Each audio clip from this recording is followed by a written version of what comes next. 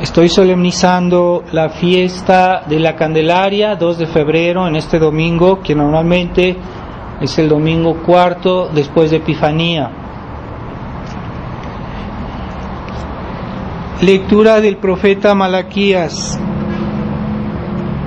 Sabed que yo envío a mi ángel, que preparará el camino delante de ti, y enseguida vendrá a su templo el dominador que vosotros buscáis, y el ángel del testamento que deseáis. Mirad que viene, dice el Señor de los ejércitos. Mas ¿quién podrá soportar el día de su venida? ¿Y quién podrá estar de pie para poderle mirar? Porque él será como el fuego derretidor, como la lejía del batanero, y se sentará como el que funde y purifica la plata, y purifica a los hijos de Leví, y los acrisolará como el oro y la plata, y ofrecerán sacrificios a Dios con santidad, y será grato al Señor el sacrificio de Judá y de Jerusalén, como en los siglos pasados y en los años antiguos, dice el Señor omnipotente. Continuación del Santo Evangelio según San Lucas. En aquel tiempo, cumplidos los días de la purificación de María, según la ley de Moisés, llevaron a Jesús a Jerusalén para presentarlo al Señor.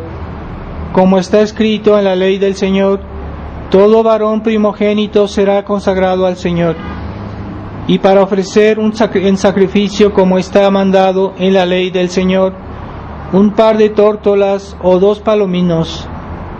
Había en Jerusalén un hombre justo y temeroso de Dios llamado Simeón, el cual esperaba la consolación de Israel, y el Espíritu Santo moraba en él. Y habíale revelado el Espíritu Santo que no moriría sin ver primero al Cristo del Señor. Vino pues al templo movido por el Espíritu Santo, y cuando entraban al niño Jesús sus padres para cumplir con él lo previsto en la ley, tomándole Simeón en sus brazos, alabó a Dios y dijo: Ahora, Señor, dejar ir en paz a tu siervo, según tu palabra, porque han visto mis ojos a tu Salvador, que has puesto ante la faz de todos los pueblos, como luz que ilumine los gentiles, y gloria de tu pueblo Israel.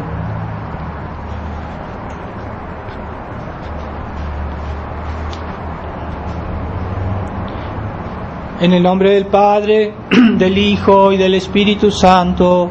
Amén. Ave María Purísima. Estimados hermanos, estoy solemnizando la fiesta que será en esta semana, 2 de febrero, porque no tendremos aquí aquí en México la misa ese día. Así que como es una fiesta importante, yo quise solemnizarla para que pudieran participar de esta bella fiesta, y que en la cual se nos recuerda cómo la Virgen María al mismo tiempo cumplió con 2 preceptos de la antigua ley, que era la presentación del niño en el templo, que era una obligación. En aquel tiempo era como ofrecer el primogénito a Dios, que era propiedad de Dios. El primogénito era propiedad de Dios especialmente. Y además también la ceremonia de purificación que todas las mujeres debían practicar después de haber tenido un nacimiento, haber tenido un hijo. Deberían ir al templo a purificarse.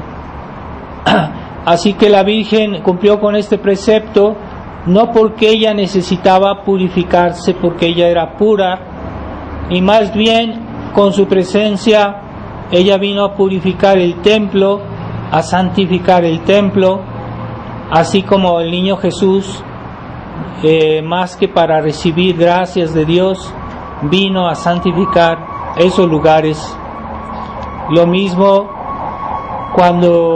que hemos celebrado hace poco la fiesta del bautismo de nuestro Señor, pues nuestro Señor no necesitaba ser bautizado porque ya era Dios y era santo, pero como dicen los padres de la Iglesia,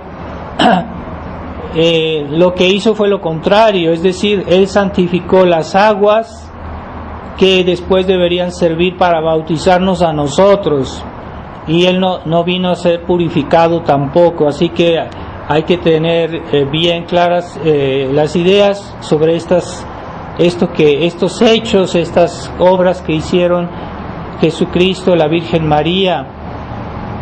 Así que de esa pureza de la Virgen María, es ella la que como un candelabro llevaba la vela que era el niño Jesús, y esas velas que he bendecido ahorita antes de la misa pues simbolizan simplemente a Jesucristo, que la Virgen llevó en sus brazos al templo, y nosotros lo hemos llevado también en nuestras velitas durante la procesión.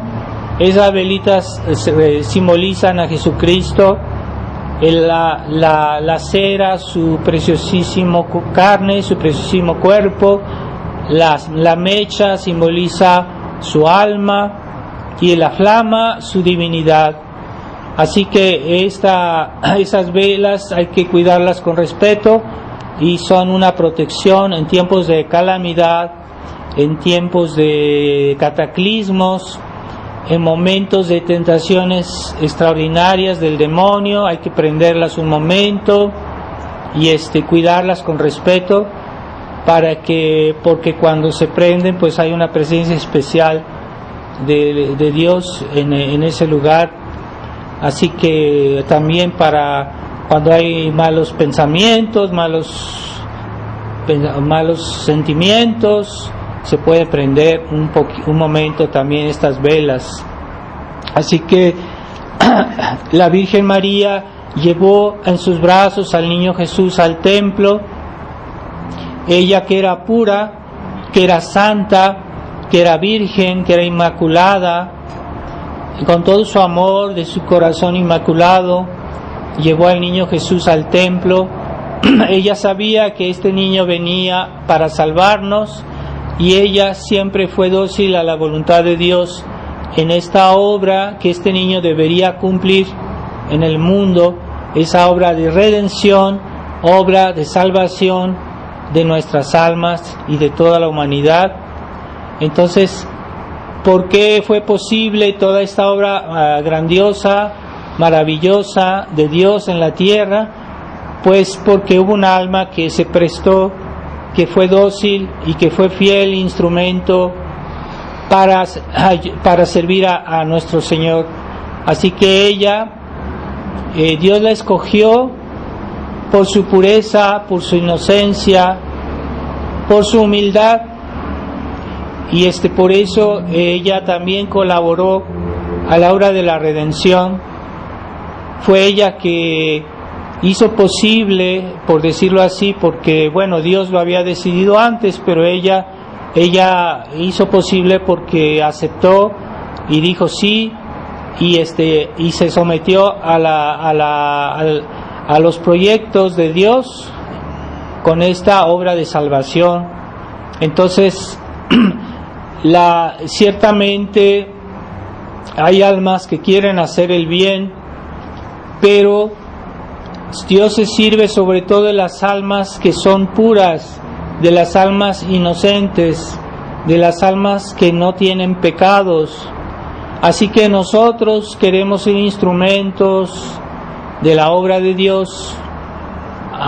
¿En qué medida lo vamos a hacer? Pues debemos purificar nuestras almas.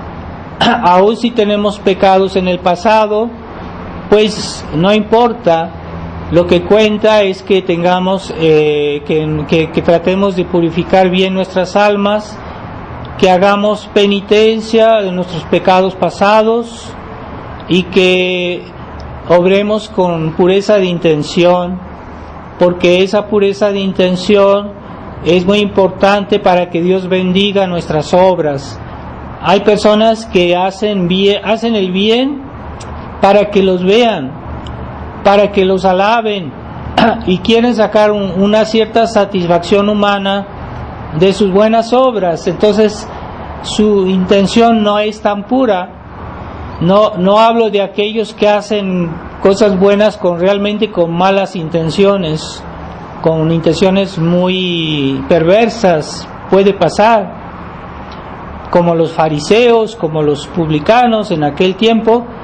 Pero hay personas que no tienen esa maldad de los fariseos, pero que tienen esa pequeña vanidad que hace una sombra en sus buenas obras, y por eso Dios no las bendice bien. Así que a veces nos quejamos porque Dios no nos ayuda, porque Dios no nos da todo lo que pudiera darnos. Es porque tal vez nuestras intenciones no son puras, no están bien purificadas. Así que, ¿por qué la obra de la Virgen María es tan grandiosa en el mundo? Porque ella era pura, era inmaculada, era virgen. Y esa noción de pureza hoy en el mundo ya la gente no la entiende, ¿verdad? Cuando les habla uno a la juventud, uno les dice que la importancia de la pureza, no la entienden, no le ven la importancia. Sin embargo, Dios sí, y Dios bendice a las almas puras, a las almas inocentes, aquellos que hacen su vida cristiana, sus obras, con una intención pura. Así que muchas veces nuestras buenas obras están manchadas de algo que no va, que no es correcto. A veces pedimos a Dios cosas, pero eso que pedimos está mezclado con nuestro egoísmo, con nuestros gustos, con nuestra voluntad, y queremos en cierta manera imponerle a Dios lo que nosotros queremos.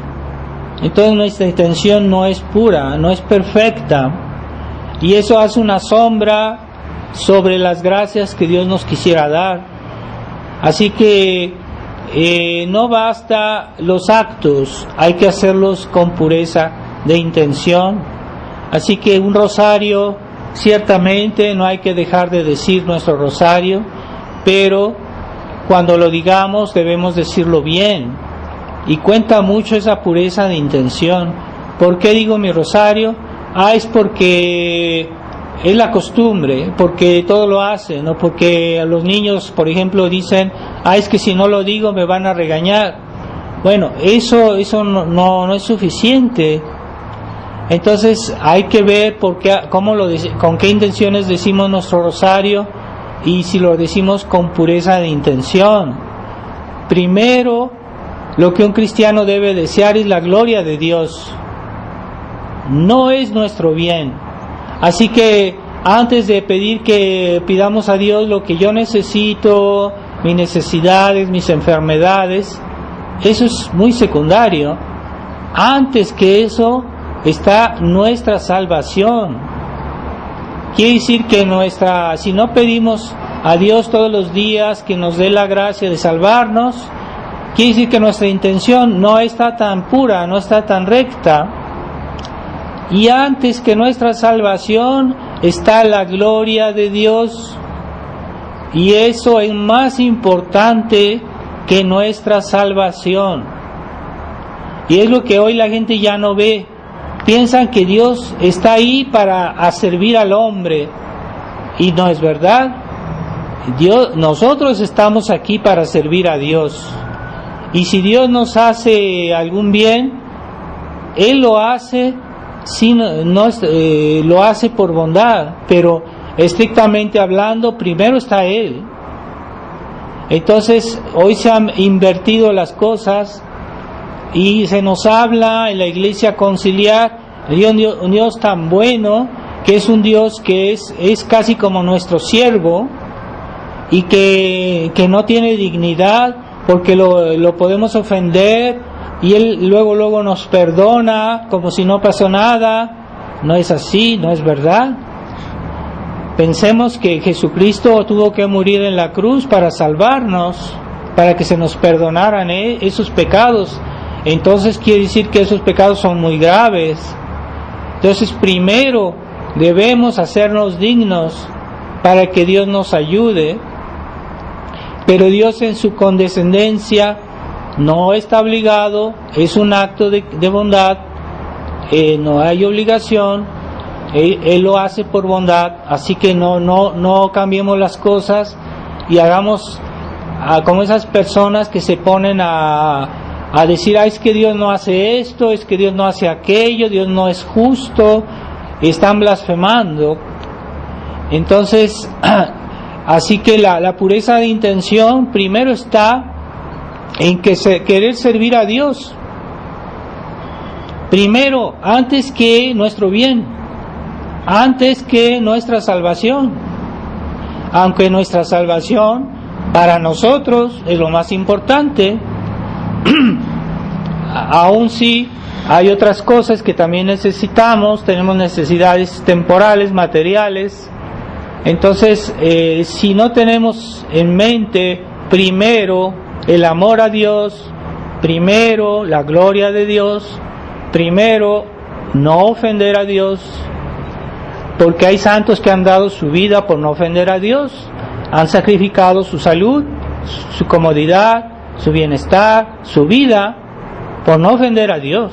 Quiere decir que Dios es más importante que nosotros.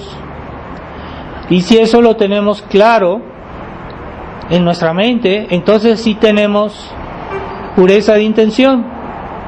Y nuestras oraciones tienen más valor, son mejor aceptadas por Dios. Así que hay personas que dicen, ¿por qué Dios no me oye?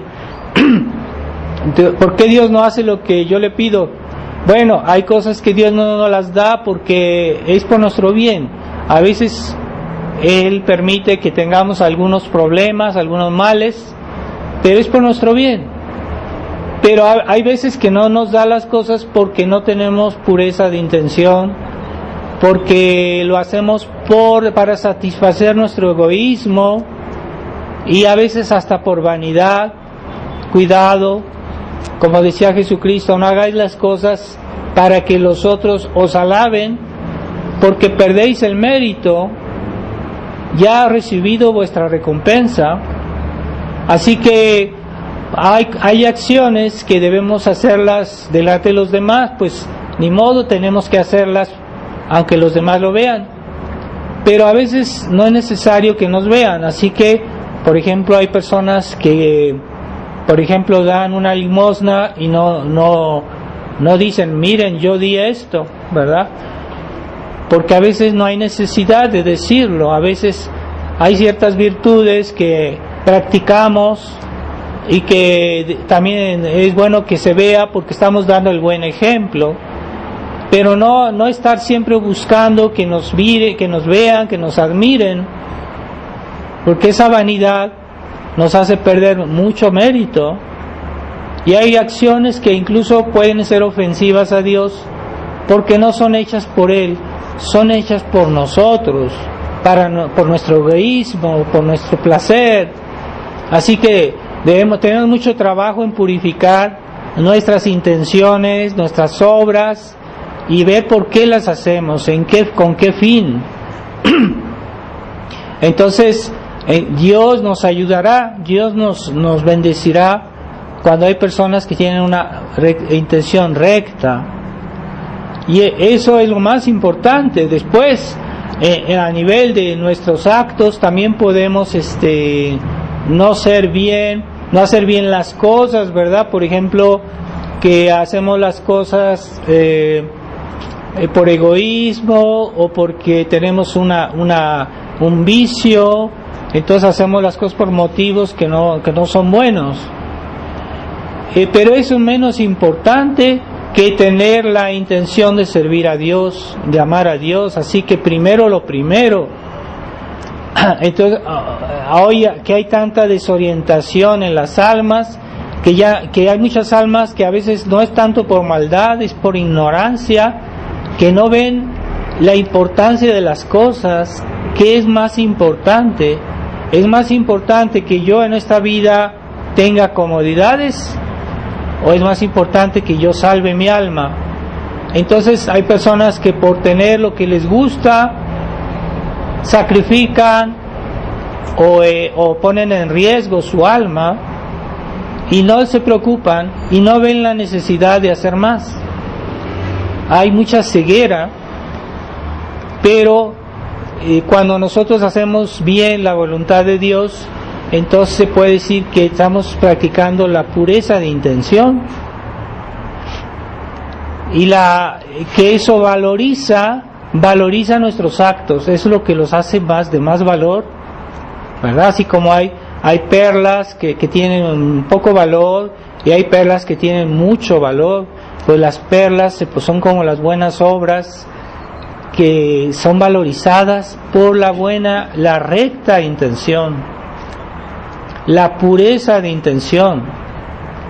Y si una persona en su pasado fue como la Magdalena, que tuvo muchísimos pecados, pueden llegar a tener esa pureza de intención cuando se arrepienten y cuando deciden de no volverlo a hacer. Y ya desde ese momento se puede decir que tienen pureza, que son las más puras. ¿Por qué son puras? Porque su intención es pura. Como decía Jesucristo, si tu ojo es recto, si tu ojo es luminoso, todo tu cuerpo será luminoso. ¿Qué quiere decir? Que el ojo es la intención. Así que siempre examinemos por qué hacemos las cosas. Ciertamente hay cosas que las hacemos que son buenas, pero ¿por qué las hacemos? Y eso cuenta mucho delante de Dios. Eso valoriza nuestros actos y nos da méritos, ¿verdad? Entonces hay santos que se santificaron por un solo acto, pero lo hicieron también y fue tan intenso, tan perfecto, que llegaron a ser santos, ¿verdad? Por hay casos de personas que se convirtieron y enseguida fueron mártires, ¿verdad? O por el ejemplo de otro mártir, de otro santo, en ese momento se convirtieron y fueron mártires, y entonces fue un solo acto prácticamente que hicieron en su vida cristiana y llegaron a ser santos. Así que la mentalidad del hombre moderno piensa que todo es una cuestión de hacer muchas veces muchas cosas. Es que eso se puede aplicar en las cosas materiales, pero en las cosas espirituales no es igual. En las cosas espirituales, más que el número, cuenta la perfección, la intensidad, la pureza con que se hacen las cosas. Así que hay personas que tienen toda una vida cristiana, que llegan a los 100 años y que no llegan a la santidad, porque toda su vida, aunque hubiera sido buena, aunque hubiera sido cristiana, fue mediocre. O sea, cristianos mediocres no son los que van a salvar la iglesia. No es de ellos que Dios quiere utilizar para salvar la iglesia. Dios necesita almas heroicas que hagan las cosas con intensidad, con perfección. No basta hacer muchas veces, ¿verdad? Es que yo dije 1000 rosarios, pero los dijiste tan rápido que ni Dios se enteró, es decir, ni siquiera fue agradable a Dios. Entonces hay que decir bien nuestras oraciones. No es el hecho de decirlos como una grabadora, ¿verdad? Así que debemos rezar bien. Es muy importante que hagamos las cosas bien. Y la mentalidad del hombre moderno es cumulativa, es decir, es que yo hice muchas cosas y es por eso que yo soy mejor o porque tengo más mérito. No es forzosamente así. Si tú hiciste muchas cosas que además las hiciste bien, entonces sí, pero lo primero es la calidad con que yo hago las cosas. Entonces es muy típico hoy de la gente moderna hacer las cosas mal hechas, a mitad, y creen que es suficiente. No basta hacer las cosas, ¿verdad? Como aquel persona que va al trabajo y dice, es que yo ya vine acá al trabajo, pero ya estando en el trabajo no hace nada, o lo hace mal, pero de todos modos él quiere que le paguen su salario, pero es que no se lo merece porque no hizo bien las cosas. Entonces esa mentalidad es que porque yo estuve ahí, entonces mi presencia, no, es que no es suficiente tu presencia, debes hacer bien las cosas para merecer. Y así es en el cielo se merece. Ciertamente la factura ya fue pagada por Jesucristo, la factura, por decirlo así, del pecado fue pagada por Jesucristo, pero yo tengo que ir a poner mi nombre en la factura, y eso no es nada, pero debo hacerlo, es una condición. Si tú no te inscribes en la Iglesia Católica, si tú no haces ciertas pequeñas obras que no son gran cosa, pero es un mínimo, entonces tú no vas a recibir la recompensa. Pero hay que ser conscientes que el precio fue pagado por Jesucristo en la cruz, y ya mis pequeñas obras pues es una condición que Dios puso, pero no es realmente lo principal. Así que hay que permanecer en la humildad, ¿verdad? Y decir, bueno,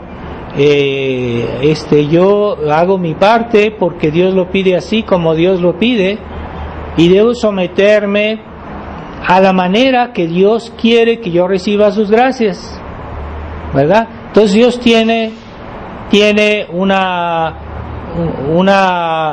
economía de la salvación, y hay que respetar las reglas. Es que hay reglas en la iglesia, hay personas que no les gustan las reglas. Es que yo no me gusta que me impongan las cosas, así hablan, eso es soberbia, eso es pura soberbia. No, Dios es el dueño, Dios es el dueño del universo, es el dueño de la iglesia, es el dueño de las almas. Él impone las reglas que quiera, debemos aceptarlas. Es que a mí no me gusta que me anden dando órdenes, pues que aunque no te guste, es así. Y si quieres ir al cielo, tienes que aceptar la economía de la salvación. Así que Dios pone las reglas y nosotros seguimos. Entonces, ¿quién manda aquí? Pues Dios. Y esa es la soberbia del hombre moderno, que ya casi le quiere imponer a Dios sus reglas. Quieren que Dios haga su jueguito, y se creen tan hábiles que creen que Dios va a entrar en su juego. Qué decepción, decepciones se van a llevar el día de su muerte. A veces un purgatorio tremendo. Cuidado, con Dios no se juega. Ciertamente Dios es un Padre bueno y nos ama sinceramente, pero Él es el dueño, Él es el Dios, Él es Dios. Entonces a veces nos da libertad en ciertas cosas, nos deja, pero a veces no. Y cuando Él dice, pues hay que seguir. Entonces, y esa obediencia, esa sumisión se llama humildad. Es necesaria la humildad para participar a los bienes de Dios, y también se puede decir que es pureza de intención, porque una persona humilde se somete a lo que Dios quiere, y desde el momento que yo hago todo lo que Dios quiere, pues tengo pureza de intención. Pero la pureza de intención no consiste a decir, es que yo pienso, a mí me parece que así debe ser. No, yo para saber la verdad tengo que ver qué es lo que Dios dice, y después tal vez yo puedo decir, bueno, esto puedes tener alguna opinión, pero cuando Dios ya dijo las cosas, ya no hay opiniones, ya no hay que decir, es que yo no, ahí ya Dios, la verdad habló. Dios es la verdad, Dios es la justicia, Dios es la bondad. Es una bondad tan absoluta que si yo si salgo de esa bondad, ya no soy bueno. Así es la bondad de Dios, es una bondad absoluta. Mientras que el hombre ya ha perdido la noción de la bondad, que no puede ser bondad si no está en Dios. Y todo lo que sale de Dios ya no es bueno. Eso no es arbitrario, porque es la realidad. Es Dios que da la existencia a las cosas, y todo lo que hay de bueno en las cosas viene de Dios. Así que Dios, Él es el que hizo la naturaleza de las cosas y le dio sus reglas, ¿verdad? Por ejemplo, Él hizo lo que es una madre, entonces esa madre debe respetar la vida de su hijo. Eso Dios lo hizo, no es casualidad. Y eso hay que respetarlo como es. Yo no puedo cambiar nada ahí, ¿verdad? Cómo debe una madre educar a sus hijos, cómo deben los hijos respetar a su madre. Todo eso Dios lo programó, todo eso Dios lo previó. Yo no estoy inventando nada, todo eso simplemente debo descubrirlo y obedecer. Eso es pureza de intención.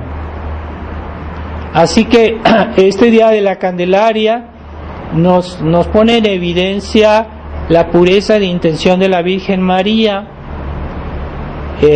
Esa pureza de la Virgen María, que es el modelo de las almas cristianas. Así no podemos ser igual que ellos, pero podemos imitarla en la medida que pues podamos.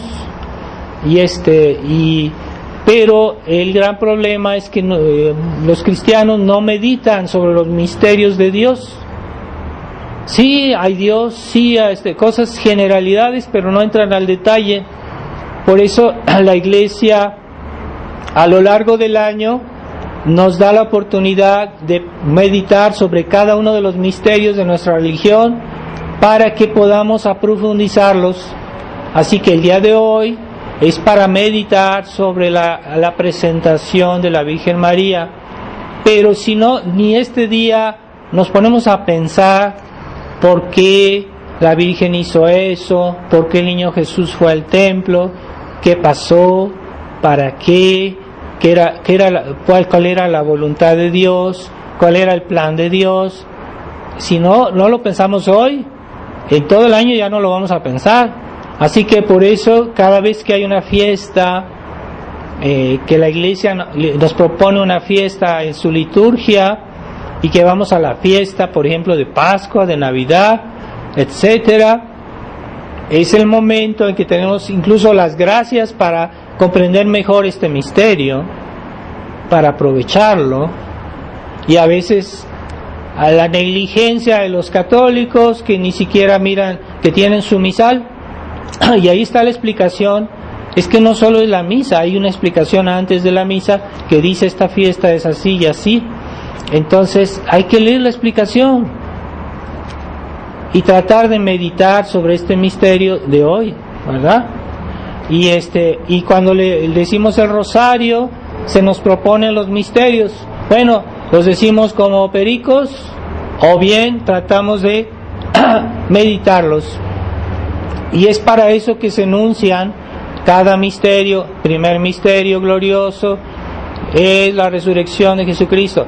Es no nada más para decirlo, no, es para meditarlo. Hay que tratar de meditar sobre los misterios de Cristo para comprenderlos mejor, ¿verdad? Y hay misterios que son más importantes que otros. Así que ciertamente si leemos el Evangelio hay muchos hechos que Jesucristo hizo, pues que son muy interesantes, importantes de leer, pero no son tan importantes como otros, ¿verdad? Por ejemplo, Jesucristo habló con la samaritana, pues es muy el diálogo que tuvo con la samaritana es para meditar, pero ese diálogo no es tan importante como el primer misterio glorioso, que es la resurrección. No tiene la importancia de la resurrección, o no es tan importante como el misterio de la anunciación, o el misterio de la natividad, etcétera, la ascensión. Por eso la Iglesia nos propone en los misterios del Rosario los misterios más importantes, los que son esenciales. Es por eso que los misterios luminosos que han introducido son para distraernos de lo esencial. Y es revolucionario el hecho de querer cambiar todo, cambiar la misa, cambiar los sacramentos, cambiar el catecismo, todo eso es revolucionario y es malo. Entonces, si añadimos misterios luminosos, es para distraernos de lo esencial. Por eso no hay que decir los misterios luminosos, ¿verdad? Y entonces todas esas reformas, como decía Santo Tomás, las leyes no se deben cambiar si no hay una gran necesidad. Entonces, una gran necesidad, no se deben cambiar las leyes. Entonces, con el Concilio Vaticano se cambió todo, sin necesidad. Y ya vemos cómo eso ha estropeado la Iglesia, cómo ha hecho tanto daño, porque se ha cambiado todo por una manera ociosa, nada más por cambiar. Pero si fuera solo eso, han cambiado también el sentido de esas cosas que ya no son lo mismo y que tienen un sentido modernista, un sentido ecuménico, etcétera, etcétera. Y todo eso es destructivo. Así que debemos conformarnos a la ley de Dios y a la ley de la Iglesia. ¿Por qué la ley de la Iglesia? La Iglesia de siempre. Yo hablo de la Iglesia de siempre, la tradición de la Iglesia, que es realmente la que representa a la voluntad de Dios. Porque la Iglesia está animada por el Espíritu Santo. Entonces, cuando la Iglesia habla, es Dios que habla. Así que hay personas que son ciertamente, cuando los sacerdotes o los ministros de Dios son infieles a su misión, pues no los podemos seguir, desgraciadamente no los podemos seguir. No es por afán de criticar o el afán de desobedecer, no, simplemente que ellos están ahí para transmitirnos lo que Dios nos dio, ¿verdad? Entonces, pero cuando un ministro de Dios cumple con su deber, entonces hay que obedecerlo. Hay que obedecer, por ejemplo, los papas católicos a lo largo de 2000 años de historia de la Iglesia, pues nos transmitían la enseñanza de Cristo, la voluntad de Dios, por inspiración del Espíritu Santo, porque el Espíritu Santo está presente en su Iglesia. Por eso la Iglesia no la han logrado destruir, no han podido destruirla, 2000 años. Muchas los reyes, los reinos, las han desaparecido, pero la Iglesia no ha desaparecido y sigue y seguirá. Eso es obra del Espíritu Santo. Así que hay personas que han adquirido ese espíritu demasiado crítico, y a veces los mismos tradicionalistas están tentados por eso. Ciertamente lo que ha pasado en el Vaticano II no podemos seguirlo, pero de ahí a ser siempre crítico con los sacerdotes no es correcto, ¿verdad? Yo hablo con los sacerdotes que siguen la tradición. Hay que tener cuidado con ese espíritu crítico de esas personas que siempre están examinando lo que el Padre dice, porque a lo mejor se equivoca. Pues eso es espíritu, no es cristiano, y es diabólico, porque el demonio quiere crear la división. Entonces hay que tener cuidado con eso. La Iglesia siempre ha sido el primer objetivo del demonio, de los enemigos de Dios. El primer objetivo a destruir siempre ha sido la Iglesia, porque es la que representa a Dios en el mundo. Y Jesucristo, es una de las reglas de Jesucristo. Él dijo: el que a vosotros me oye, a mí me oye, pero a condición que vosotros repitáis lo que yo dije. Porque si estás diciendo otra cosa que yo dije, y si estás rompiendo con la tradición, pues entonces no me representas, ¿verdad? Pero Jesucristo dijo: al que a vosotros oye, a mí me oye, Así que eso forma parte de las reglas de la redención. Queremos beneficiarnos de las gracias, de los méritos de Jesucristo, de todas las bendiciones que Dios nos quiere dar. Debemos aceptar las reglas de la redención, las reglas de la economía de la salvación, y son las reglas de la iglesia. Así que en ciertas cosas Jesús no especificó, pero dejó a la iglesia que especificara. Así que, por ejemplo, los mandamientos de la iglesia, no fue Jesucristo forzosamente que los hizo, pero fue la iglesia que los hizo, porque eso representa el Espíritu de Jesucristo finalmente. Pero de todos modos es la voluntad de Dios. Y el que a vosotros oye, a mí me oye. El que a vosotros desprecia, a mí me desprecia. Así que los cristianos nunca debemos abandonar ese espíritu de humildad, de obediencia, de respeto a los superiores.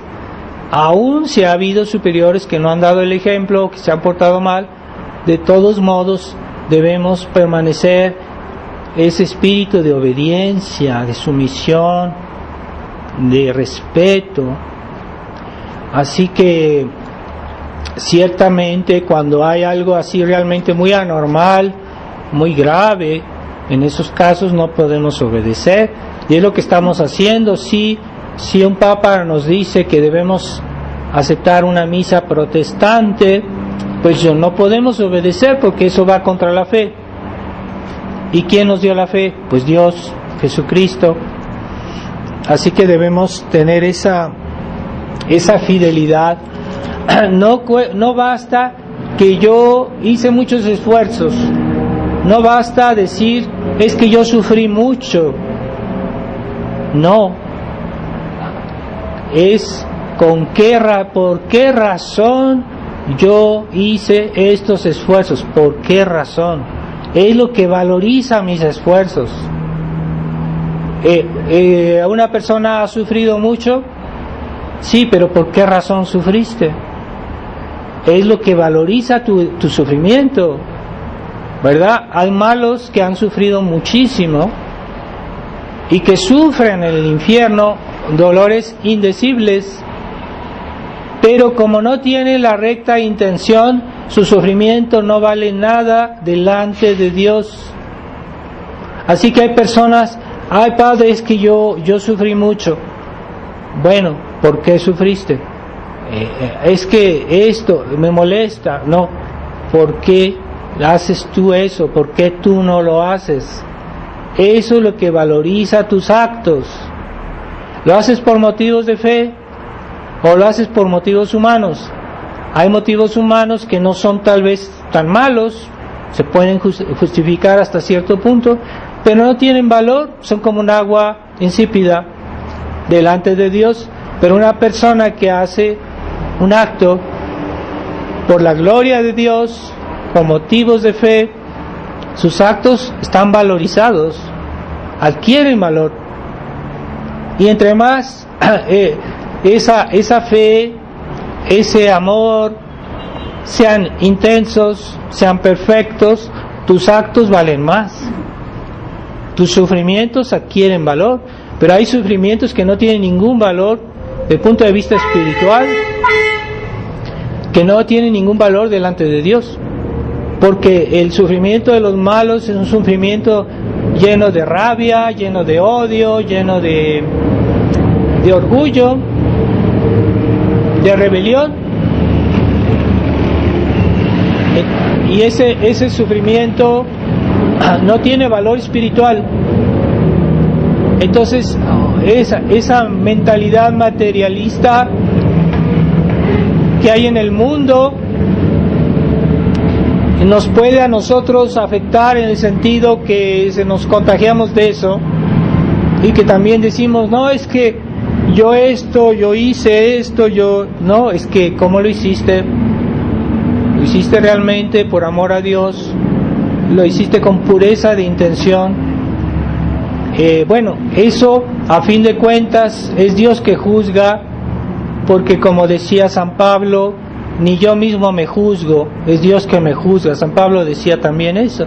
Así que no debemos juzgarnos a nosotros tampoco, pero debemos siempre tender a eso, es decir, tender a purificar nuestras intenciones, nuestros actos, y primero Dios, primer servido, como dicen los franceses, Dios primer servido. Sí, claro, normalmente es así, y ya después yo, claro que sí, pero Dios nunca me va a olvidar.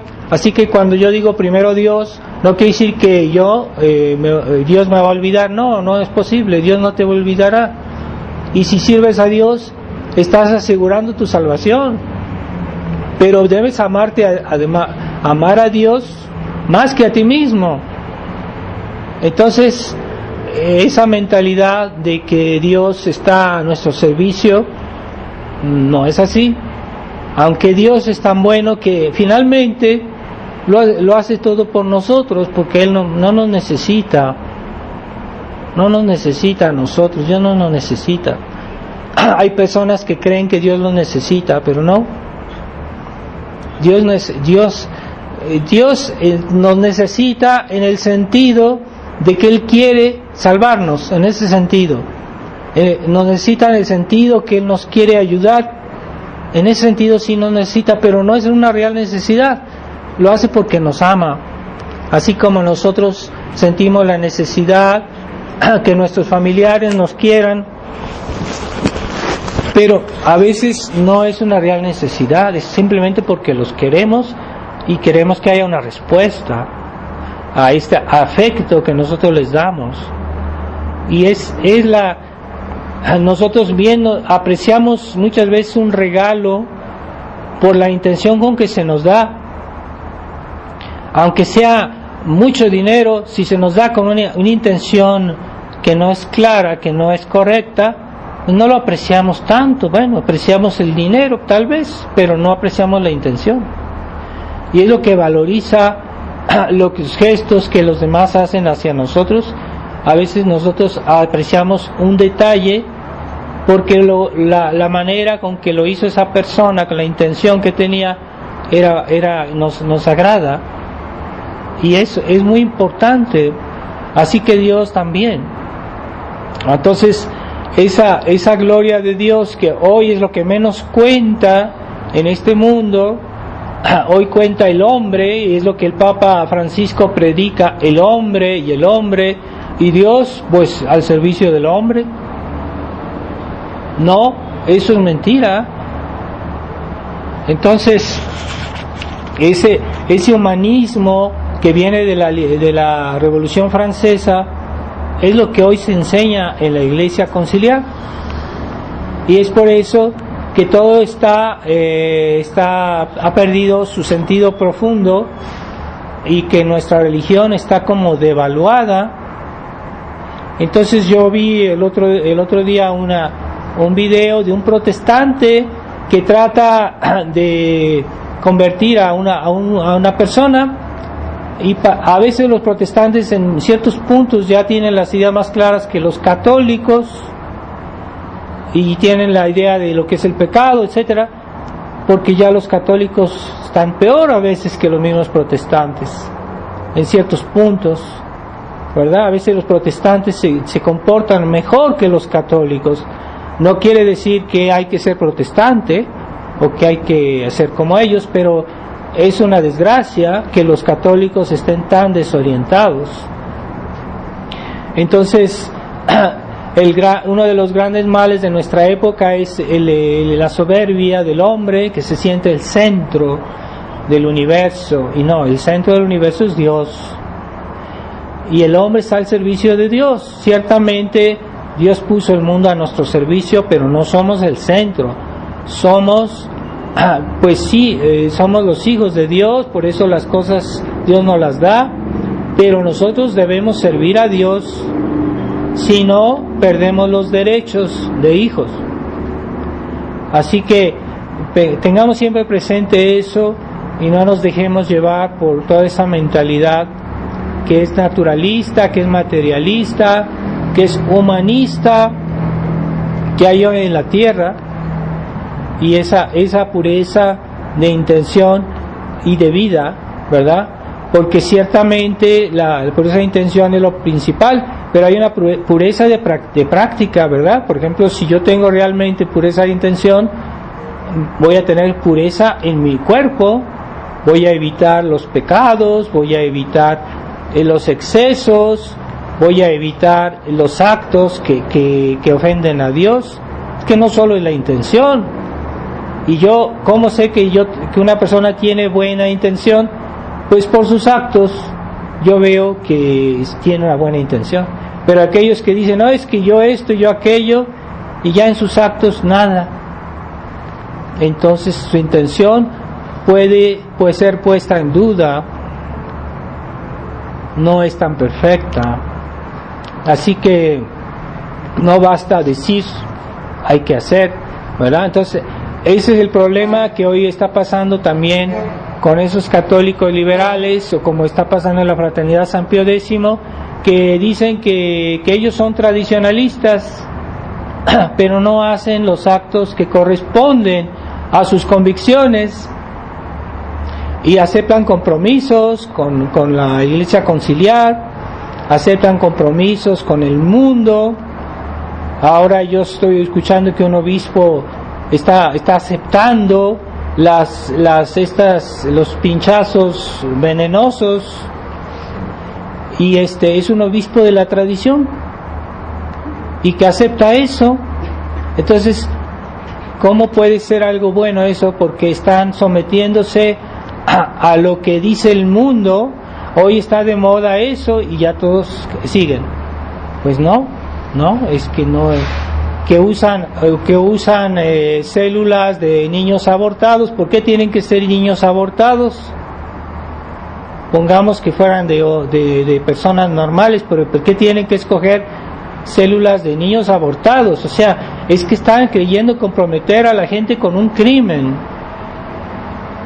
Entonces, que un obispo acepte eso, que es de la tradición, pues es escandaloso. Están perdiendo la brújula espiritual, ¿verdad? Entonces, más que en otros tiempos, hoy es necesaria la pureza de intención, pero unida a los actos, porque si tu pureza de intención no tiene actos, es una pureza de intención falsa, que es una falsificación de la pureza de intención, no es cierta, es falsa, si no tenemos los actos. Así que la fe no basta decir, yo creo, yo estoy muy convencido, yo he leído muchos libros, yo escribí esto, yo dije esto. No, ¿tienes actos? Entonces sí tienes fe, porque se nota en los actos. Así que el catolicismo liberal es un católico que siempre habla, pero que no hace, nomás habla, no tiene actos. Y esa es la prueba de la buena intención. Bueno, tú te convertiste, eras tal vez una persona que no era católica, te convertiste, ahora sí estás convertida. Entonces, si te comportas bien, quiere decir que sí estás convertida bien. Si no, todavía te falta. Es que yo estoy convertido. No, hay que ver si realmente tu vida corresponde a esa nueva vida que deberías tener. Y ahí sí hay conversión, ¿verdad? La Magdalena, que estaba llena de todos los vicios, eso es lo que se dice en la tradición, todos los vicios capitales. Por eso se dice que Jesucristo expulsó 7 demonios de la Magdalena, 7 demonios que son los 7 vicios. ¿Y por qué ella después volvió a pecar? No. En alguno de ellos, no, ella se convirtió realmente. Sí, fue un alma que tenía pureza de intención, porque realmente no lo volvió a hacer. Ciertamente la gracia de haber visto y oído a nuestro Señor la ayudó para llegar a ser tan la santa que ella fue, pero en realidad ella sí se convirtió. Así que hay personas que se convierten, pero todavía les queda algo, así que hay un trabajo de una constante, de una segunda conversión, de todos los días. Debemos convertirnos de nuevo porque todos los días hay algo que mejorar, y eso es el trabajo de la vida cristiana, de nosotros pecadores que tenemos siempre algo que corregir, pero que realmente se corrija, o sea, que se vea todos los días una mejoría, ¿no? Personas que siempre son iguales y hasta a veces se empeoran, ¿verdad? Entonces debemos ver si corregimos nuestros defectos. Sí, ciertamente hay mucho que hacer, y eso es verdadera conversión. Una persona recta que quiere hacer la voluntad de Dios siempre progresa, siempre se mejora, se ve que hay algo nuevo en su vida todos los días. Esas son las personas que luchan por ser mejores. Así sí hay recta intención. Es lo que Dios ama, lo que Dios quiere, lo que Dios desea. Es ese movimiento espontáneo por el cual correspondemos a Él. Y nosotros, por ejemplo, un padre con sus hijos se alegra mucho de ver que sus hijos le obedecen, hacen esfuerzos, etcétera. Es lo que más gusto le da a un papá, ver que sus hijos se portan bien. Es lo mismo con Dios, es lo mismo. O cuando una persona que conocemos vemos que un día se equivocó, pero el otro día trata de corregir, se disculpa, se mejora, y eso nos agrada. Si tenemos corazón, si tenemos buen corazón, nos agrada ver que los demás se mejoran, progresan, nos da alegría. A los que amamos al prójimo, nos da alegría ver que el prójimo se mejora. Eso es prueba de buena intención. Así que pidámosle a Dios que nos libere de ese espíritu doble, ese espíritu de doblez que hay mucho en el mundo, de los falsos tradicionalistas, de los falsos cristianos que quieren darle otro sentido a las cosas, y no es como Dios lo quiso. La tradición no se debe alterar, no debemos pactizar con los enemigos de Dios. Los sacerdotes, los pastores no deben callar sobre las verdades que hoy son ocultadas, que son atacadas. Y si un pastor se calla sobre esas cosas, por el hecho mismo de no hablar, ya se está devaluando su alma. Es que yo no hice nada malo, es que yo no dije nada malo. No, tu silencio hace que tu alma se degrade. A veces los pecados de omisión, que no solo son en los pastores, también en los fieles, hay cosas que yo debía hacer y no hice, pues he adquirido un pecado, he degradado mi alma porque no hice lo que debía hacer. Es que ni cuenta me di. Sí deberías haberte dado cuenta, porque no pusiste cuidado, no pusiste atención. Es negligencia a veces. Así que vamos a pedirle hoy en esta solemnidad de la Virgen, de la fiesta de la Virgen y la fiesta del Niño Jesús, que hoy es prácticamente la última fiesta del ciclo de Navidad. En el año litúrgico hay dos ciclos: el ciclo de la redención, que es todo lo que está alrededor de la cruz, y está el ciclo de Navidad, que es todo lo que está alrededor del nacimiento de Cristo. Es la encarnación y la redención. Entonces el año litúrgico se divide en dos grandes partes, y esta es la última fiesta del ciclo de Navidad. Y ya después, el domingo próximo, comenzamos el tiempo de Septuagésima, que ya es tiempo, ya es color morado, tiempo de penitencia, preparación a la Semana Santa, y es todo ya el ciclo de la redención hasta el último domingo después de Pentecostés.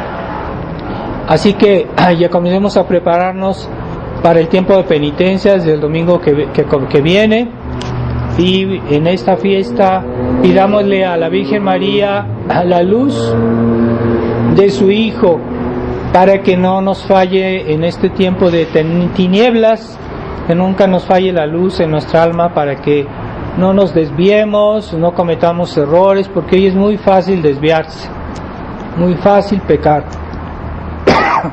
vamos a pedirle especialmente a la Virgen, a su corazón inmaculado, que realmente fue ese horno de amor a Dios.